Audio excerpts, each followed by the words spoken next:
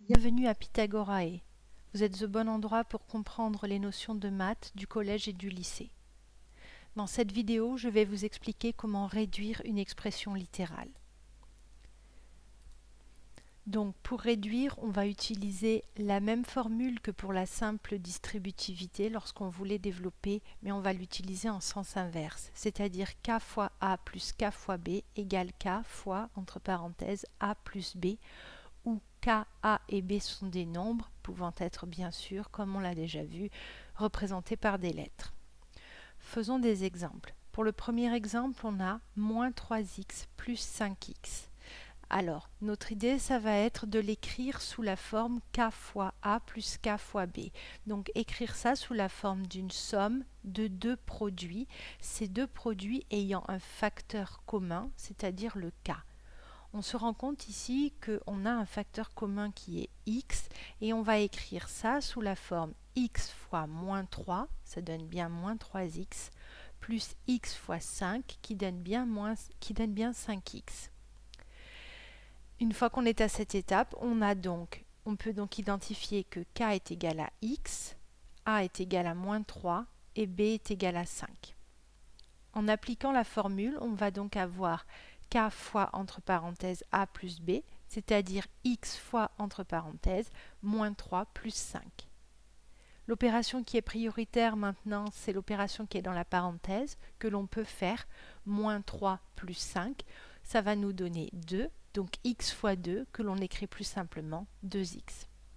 Donc l'intérêt de la réduction, c'est de passer d'une opération que l'on ne pouvait pas faire au sens des priorités opératoires, la première, moins 3x plus 5x, on ne peut pas la faire puisqu'il y a des multiplications qui sont prioritaires, donc on n'a pas le droit de faire l'addition.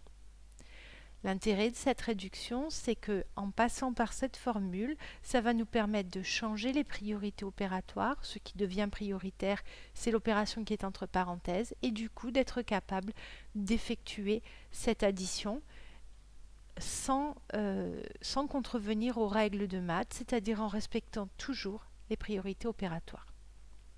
On va maintenant traiter un exemple un peu plus compliqué, beaucoup plus compliqué même. Donc 5x carré moins 7x plus 1 plus 2x moins 3x carré moins 4.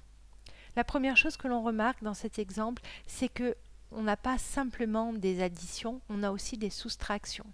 Donc on va utiliser la propriété soustraire un nombre revient à additionner son opposé. Pour ça, on va donc mettre 5x carré, le moins 7x va devenir plus moins 7x, le plus 1 plus 2x, on ne le change pas puisque c'était déjà des additions.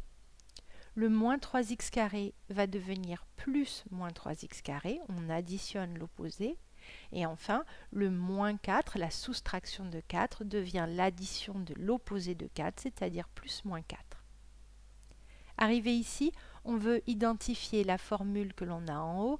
Pour cela, il faut avoir donc des additions, on vient de le faire, il faut avoir des produits avec des facteurs communs. Or, on identifie que le 5x carré, on peut l'écrire comme x carré fois 5. Donc on a transformé ça en un produit qui est visible directement. On va faire pareil avec le moins 7x. On peut écrire que c'est x fois moins 7. Le plus 1, on ne le change pas. Le 2x, on peut l'écrire x fois 2. Le moins 3x carré, on peut l'écrire x carré fois moins 3. Et le plus moins 4 ne va pas être changé. Maintenant, si on regarde, on a ce x carré fois 5 et ce x carré fois moins 3 qui sont deux produits dans lesquels on a un facteur commun. Ce facteur commun, c'est k qui vaut donc x carré. Ensuite, on a a qui vaut 5 et b qui vaut moins 3. Mais on remarque également dans cette ligne qu'on a deux autres produits, le x fois moins 7 et le x fois 2, qui contiennent eux aussi un facteur commun. Ce facteur commun, k, c'est x. On a a qui vaut moins 7 et b qui vaut 2. On va donc pouvoir utiliser la formule deux fois, une fois avec ce que j'ai écrit en vert et une fois avec ce que j'ai écrit en rouge. Donc si je commence par le vert, on a x carré fois 5 plus moins 3. Et maintenant je m'occupe du rouge, x fois moins 7 plus 2. Et on n'oublie pas de réécrire le plus 1 plus moins 4 que l'on avait et pour lesquels on n'a pas utilisé la formule.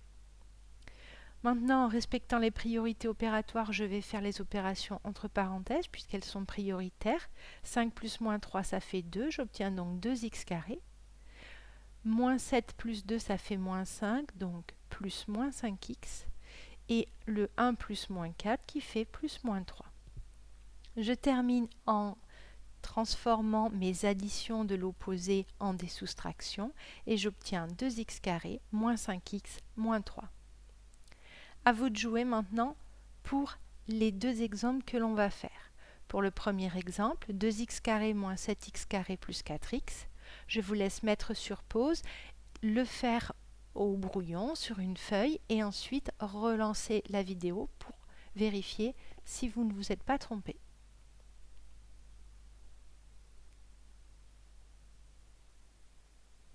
Alors dans cette expression, le premier problème c'est qu'on n'a pas que des additions. Donc je vais commencer par utiliser la propriété soustraire un nombre revient à additionner son opposé. Je vais donc avoir 2x carré plus moins 7x carré plus 4x. Maintenant je vais écrire des multiplications, donc en écrivant x carré fois 2 et en écrivant x carré fois moins 7. Et puis en rajoutant le plus 4x qu'il ne faut pas oublier.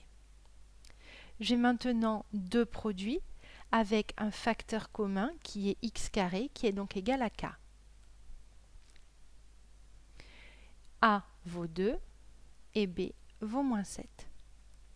Lorsque j'utilise ma propriété, ma formule, ça me donne x carré fois 2 plus moins 7 plus le 4x qui reste à la fin du calcul.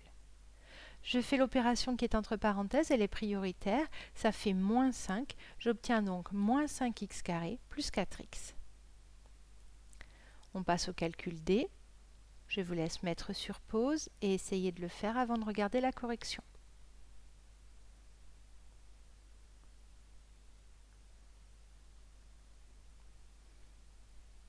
Alors, première étape, on va transformer les soustractions que l'on a en face de nous en des additions de l'opposé. Donc, le 2x ne change pas, le moins 3x carré va devenir plus moins 3x carré. On ne change pas le plus 9, le moins 5x va devenir plus moins 5x et le 10x carré reste 10x carré. Dans un deuxième temps, je vais écrire certains de ces termes sous la forme d'une multiplication. Donc je vais écrire x fois 2. Le moins 3x carré, je vais l'écrire x carré fois moins 3. Le 9, je ne le change pas du tout. Le moins 5x, je l'écris x fois moins 5. Et le 10x carré, je l'écris x carré fois 10.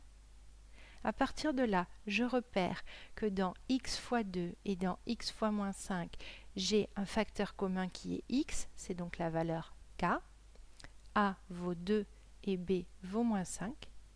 Et je repère également que dans le x carré fois moins 3 et dans le x carré fois 10, j'ai un facteur commun qui est x carré, c'est la valeur de k.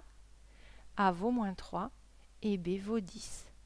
Donc, quand j'utilise la formule, j'obtiens x fois, entre parenthèses, 2 plus moins 5, plus x carré fois, entre parenthèses, moins 3 plus 10. Et on n'oublie pas le plus 9. Je finis en faisant les opérations qui sont entre parenthèses, donc 2 plus moins 5, ça fait moins 3, donc moins 3x. Moins 3 plus 10, ça fait 7, donc plus 7x carré, et le plus 9. On pourrait s'arrêter là, mais on a l'habitude d'ordonner, c'est-à-dire de mettre d'abord les termes en x carré, puis ceux en x, et enfin les constantes. Donc on va finir en écrivant 7x carré moins 3x plus 9. Comme pour chaque vidéo, je vous encourage à vous entraîner régulièrement et à en faire un certain nombre. Et au fur et à mesure, vous allez voir que votre cerveau va automatiser ces méthodes et que petit à petit, vous aurez de moins en moins besoin de faire les étapes intermédiaires, voire plus du tout. Les étapes intermédiaires étant l'étape où on transforme les soustractions en addition de l'opposé, ou inversement à la fin du calcul, et puis l'écriture des valeurs de K, A et B, ainsi que l'écriture des produits. Au fur et à mesure, vous allez faire ça de façon de plus en plus automatique dans votre tête et quand vous aurez fait suffisamment d'exercices, vous finirez par être capable d'écrire directement, sans vous tromper, la solution juste à partir de la première ligne. Donc, un seul maître mot pour réussir, s'entraîner et en faire jusqu'à ce que ça rentre.